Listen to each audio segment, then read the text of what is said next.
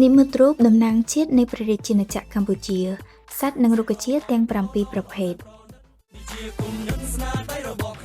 នៅប្រទេសកម្ពុជាសត្វនិងរុក្ខជាតិមួយចំនួនមិនត្រឹមជាផ្នែកមួយនៃធម្មជាតិនោះទេពួកវាទាំងនោះក៏ជានិមិត្តរូបដែលបង្ហាញអំពីប្រវត្តិសាស្ត្រវប្បធម៌និងអត្តសញ្ញាណជាតិផងដែរយោងទៅតាមព្រះរាជក្រឹត្យព្រះរាជាណាចក្រកម្ពុជាបានកំណត់ប្រភេទសត្វនិងរុក្ខជាតិចំនួន7ជានិមិត្តរូបតំណាងជាតិដើម្បីបង្ហាញពីគុណតម្លៃដែលកាត់ថ្លៃមិនបាននៃសម្បត្តិធម្មជាតិនិងក្នុងន័យឲ្យប្រជាជនខ្មែរគ្រប់រូបចូលរួមថែរក្សាស្រឡាញ់និងឲ្យតម្លៃប្រកបដោយមោទកភាពសត្វនិងរុក្ខជាតិទាំង7ប្រភេទនោះត្រូវជ្រើសរើសឡើងពីព្រោះពួកវាពិតជាមានអត្ថន័យសម្រាប់ប្រជាជនខ្មែរព្រមទាំងមានវត្តមាននៅក្នុងជីវភាពប្រចាំថ្ងៃឬខ្លះទៀតคล้ายទៅជាសត្វកម្រដែលត្រូវអភិរក្សនិងថែរក្សាជាចាំបាច់ជាដំបូងយើងនឹងចាប់ផ្ដើមពីសត្វចតុបាទជានិមិត្តរូបនៃព្រះរាជាណាចក្រកម្ពុជាគឺសត្វគោព្រៃគោព្រៃជាឈ្មោះដើមដែលជាភាសាខ្មែរតែម្ដងសូម្បីតែនៅក្នុងវិទ្យាសាស្ត្រក៏គេហៅថាគោព្រៃដែរវាមានរូបរាងស្រដៀងទៅនឹងទន្សោងគោព្រៃមានពីរប្រភេទគឺញីនិងឈ្មោលដែលគោព្រៃឈ្មោលមានស្នែងធំជាងគោព្រៃញីដុះចេញកោងទៅមុខងើយឡើងលើព្រមទាំងមានព្រុយចុងស្នែងនៅក្នុងព្រះរាជក្រឹត្យបានបញ្ជាក់ថា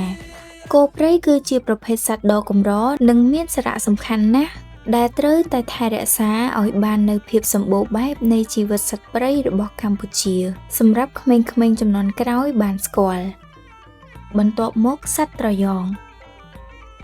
ត្រយងជាសត្វបក្សីនិមិត្តរូបនៃព្រះរាជាណាចក្រកម្ពុជាសត្វបក្សីនេះមានសម្បុរពណ៌ប្រផេះក្រមៅជើងពណ៌ក្រហមប្រឡែតចំពោះរាងកោងខុបចុះនិងកម្ពស់ប្រវែង104សង់ទីម៉ែត្រគេកម្រនឹងបានឃើញសត្វនេះណាស់ព្រោះបច្ចុប្បន្ននេះមានតែនៅក្នុងភូមិភាគខាងជើងនិងឦសាននៃប្រទេសយើងតែប៉ុណ្ណោះក្នុងព្រះរាជក្រឹត្យបានចាត់ទុកថាសត្វនេះកម្របំផុតសត្វត្រយងមាននៅក្នុងចម្រៀងប្រជាប្រិយនិងរឿងនិទានបុរាណខ្មែរហើយមានជំនឿថា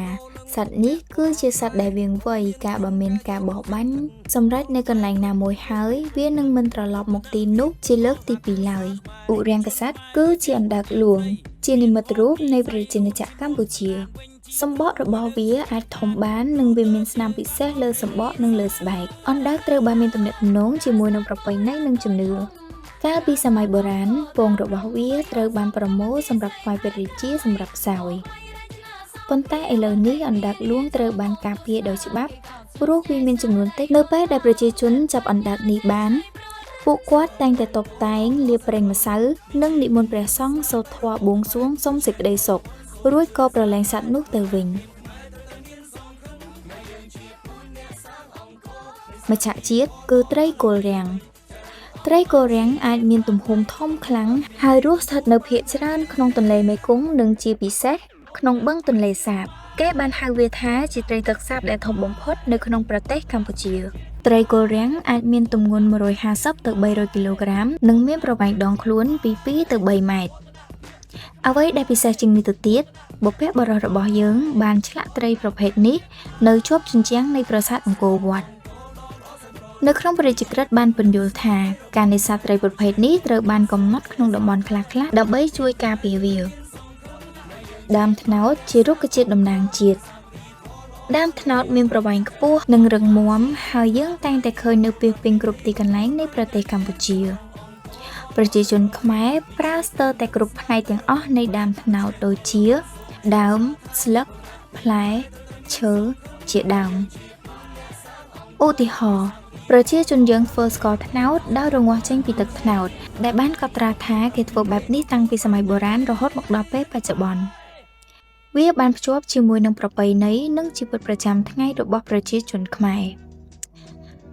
ដោយសារទំនាក់ទំនងយូរអង្វែងនេះហើយទើបដើមត្នោតក្លាយទៅជានិមិត្តសញ្ញានិងអត្តសញ្ញាណជាតិនិងសង្គមខ្មែរផ្ការំដួលតំណាងឲ្យជាតិខ្មែរផ្ការំដួលមានពណ៌លឿងសនិងមានក្លិនក្រអូបសាយបានឆ្ងាយចោលក្លិននៅពេលរសៀលនិងពេលព្រលប់ផ្លែរបស់វាមានជាចង្កោមពេលទុំមានពណ៌លឿងក្រមៅហើយអាចបរិភោគបានរំដួលដុះលូតលាស់ដោយធម្មជាតិស្ទើរគ្រប់ទីកន្លែងនៃប្រទេសកម្ពុជា